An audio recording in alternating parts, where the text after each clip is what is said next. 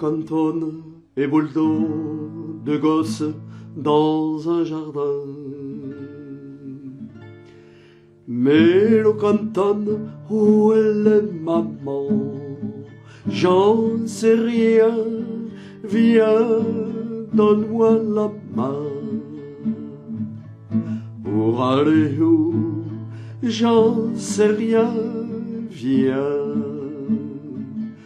Papa, il a une grosse voix, tu crois qu'on saura parler comme ça? J'en sais rien, viens, donne-moi la main. Mélo cantonne, mémé, elle rit souvent. Tu crois qu'elle est toujours contente? J'en sais rien, viens, donne-moi la main. Perrine, elle est grande, presque comme maman. Pourquoi elle joue pas avec moi?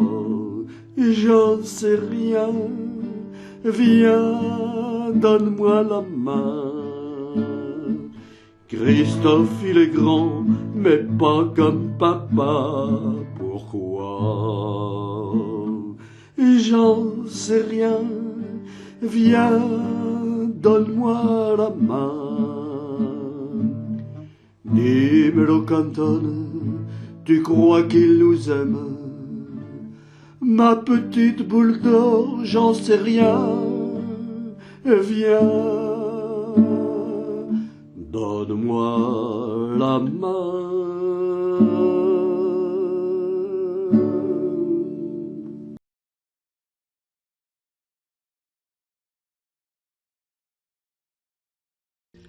Monsieur le Président, je vous fais une lettre que vous lirez peut-être si vous avez le temps. Je viens de recevoir mes papiers militaires pour partir à la guerre avant mercredi soir. Monsieur le Président, je ne veux pas la faire, je ne suis pas sur terre pour tuer des pauvres gens. C'est pas pour vous fâcher, il faut que je vous dise, ma décision est prise, je m'en vais déserter.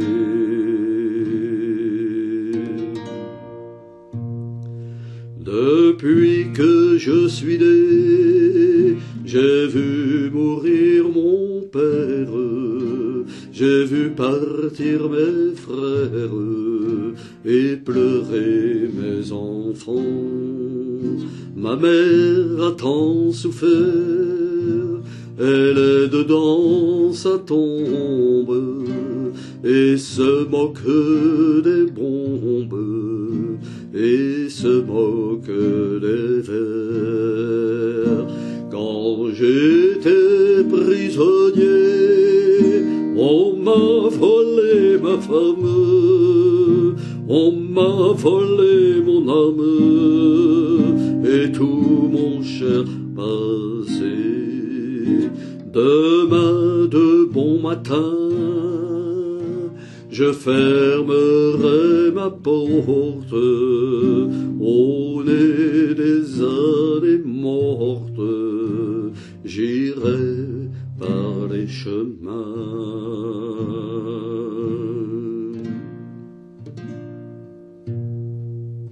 Je m'en dirai ma vie sur les routes de France, de Bretagne en Provence, et je dirai aux gens, refusez d'obéir, refusez de la faire, n'allez pas à la guerre, refuser de partir.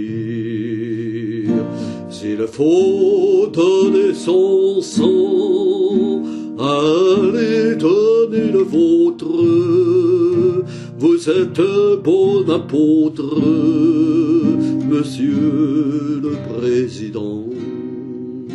Si vous me poursuivez, prévenez vos gendarmes que je n'aurai pas d'armes et qu'ils pourront tirer, et qu'ils pourront tirer.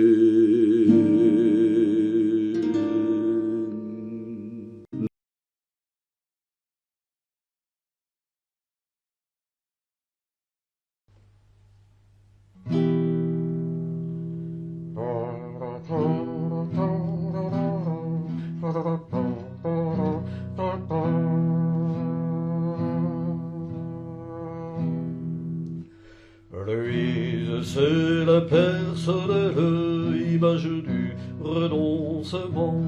Le moi n'existe plus en elle, son être est tout au dévouement. Pour ce cœur vaste et secourable, libre de solidarité, le seul air qui soit respirable, c'est l'amour de l'humanité.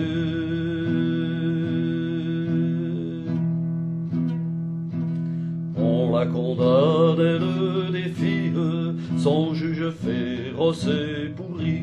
Qu'importe à qui se sacrifie le poteau noir de sa taurerie. À ses bourreaux, près de la tombe, elle parle fraternité. Que lui fait la mort, elle tombe pour l'amour de l'humanité.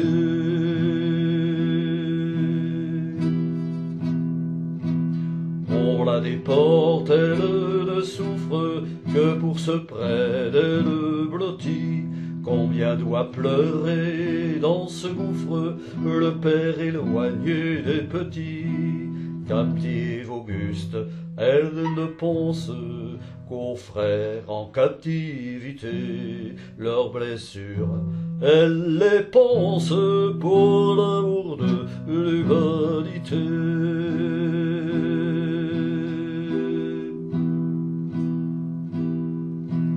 On l'amnistie, elle se lève et revient le front calme et doux. Grave et lente, sa voix s'élève et son cœur parle parmi nous. De son repos, faisant litière, bravant le pouvoir irrité, elle se donne tout entière pour l'amour de l'humanité.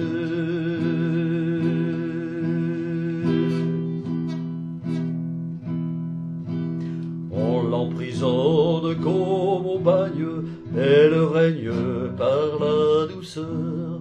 La proxénète est sa compagne, la prostituée est sa sœur. De la voleuse, elle est complice aux froides sœurs de charité. Elle parle de la justice pour l'amour de l'humanité.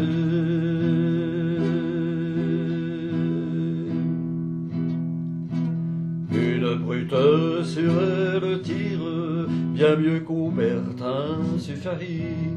Mais loin de poser au martyr, elle s'arrête puis sourit. C'est à moi qu'on me l'abandonne, dit-elle, qu'il soit acquitté. Il s'est trompé, je lui pardonne pour l'amour de l'humanité.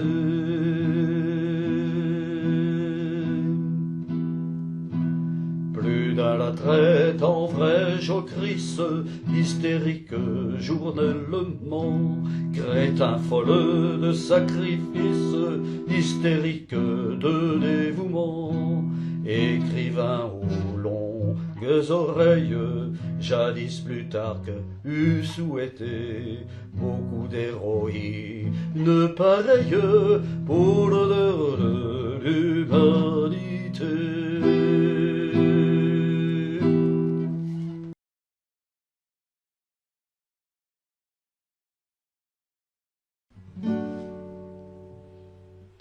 Louise, c'est la personnelle image du renoncement. Le moi n'existe plus en elle, son être est tout trop dévouement.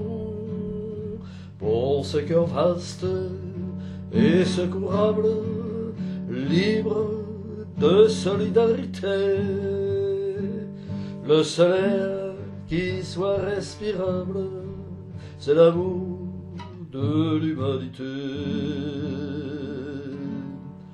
On la condamne, elle défie son juge féroce et pourri. Qu'importe à qui se sacrifie le poteau noir de Satori. À ses bourreaux près de la tombe, elle parle de fraternité. Que lui fait la mort, elle tombe pour l'amour de l'humanité. On la déporte, elle ne souffre que pour ceux près d'elle blottis. Combien doit pleurer dans ce gouffre le père éloigné des petits. Captive Auguste, elle ne pense qu'aux frères en captivité. Leurs blessures, elle les pense pour l'amour de l'humanité.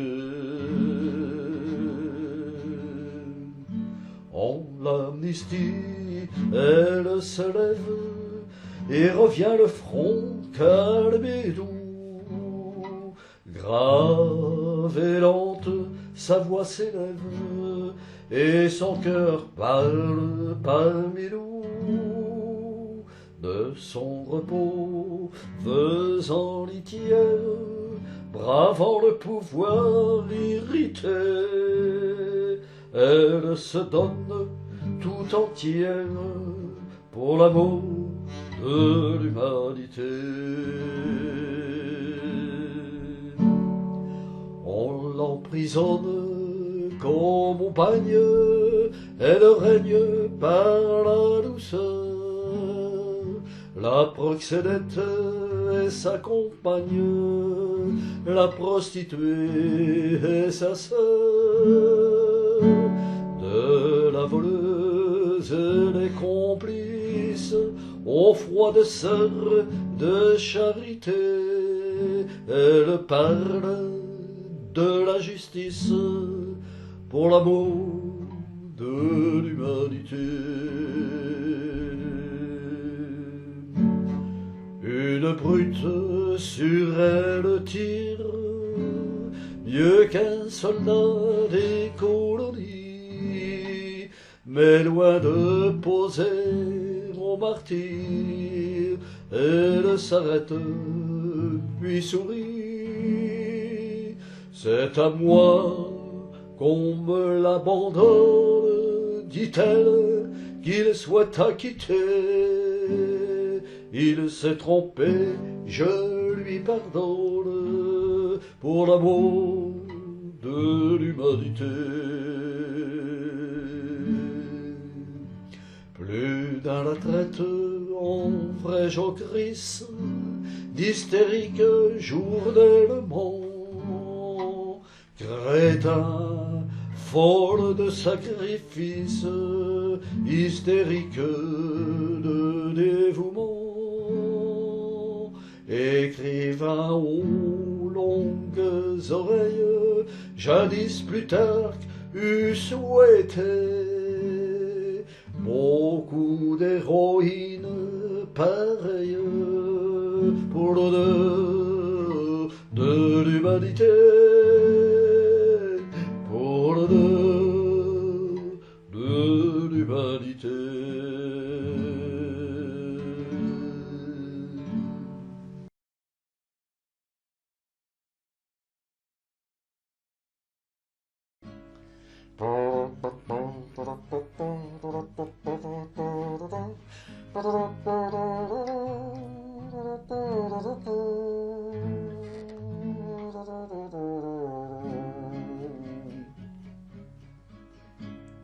Les hommes avaient perdu le goût de vivre et se foutaient de tout. Leur mère, leur frangin, leur nana, pour eux c'était que du cinéma. Le ciel redevenait sauvage, le béton fait le paysage. Là-là, les loups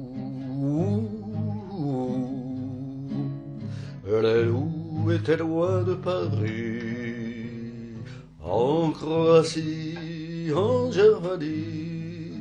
Les loups étaient loin de Paris, j'aimais ton rire, charmante Elvire. Les loups étaient loin de Paris. Mais ça fait ses 50 lieues dans une nuit à queue leu. Dès que ça flaire une ripaille, des morts sur un champ de bataille. Dès que la peur hante les rues, les loups s'en viennent la nuit venue. Alors, les loups,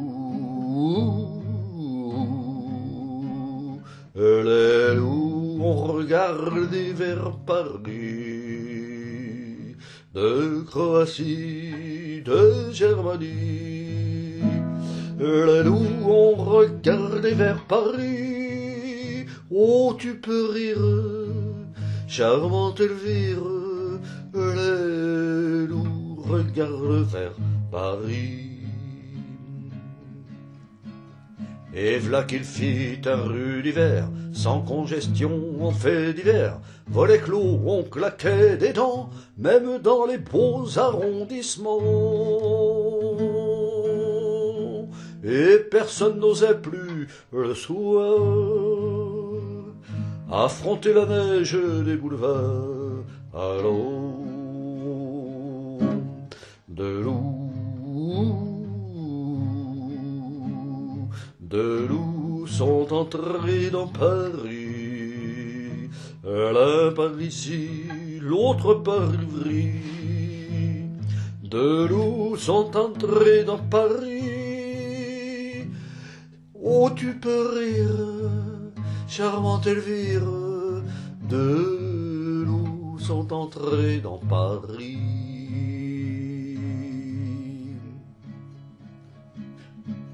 Le premier n'avait plus qu'un œil, c'était un vieux mâle de Crivoy. Il installa ses 10 femelles dans le maigre square de Grenelle et nourrit ses 200 petits avec les enfants de Passy. Alors, sans loup, sont entrés dans Paris, soit par ici, soit par Ivry. Sans loups sont entrés dans Paris.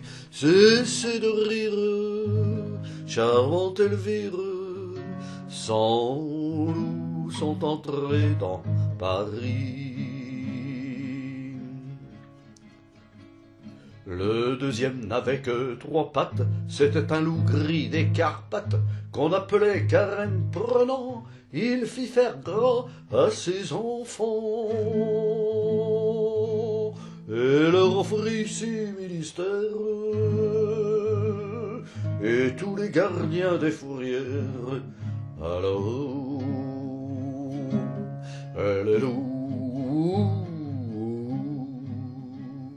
les loups ont envahi Paris,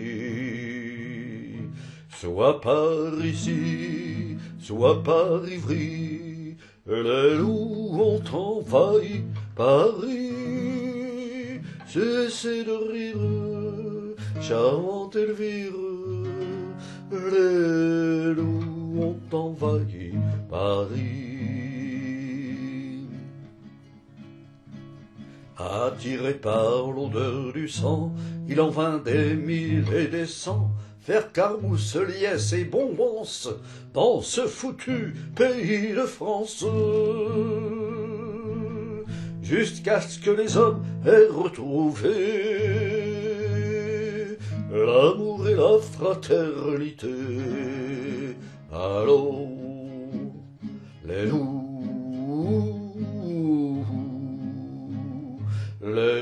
sont sortis de Paris, soit par ici, soit par Ivry. Les loups sont sortis de Paris. Tu peux sourire, charmante Elvire. Les loups sont sortis de Paris. J'aime ton rire, charmante Elvire. Les loups sont sortis de Paris. Les loups, les loups, les loups, les loups, les loups, les loups.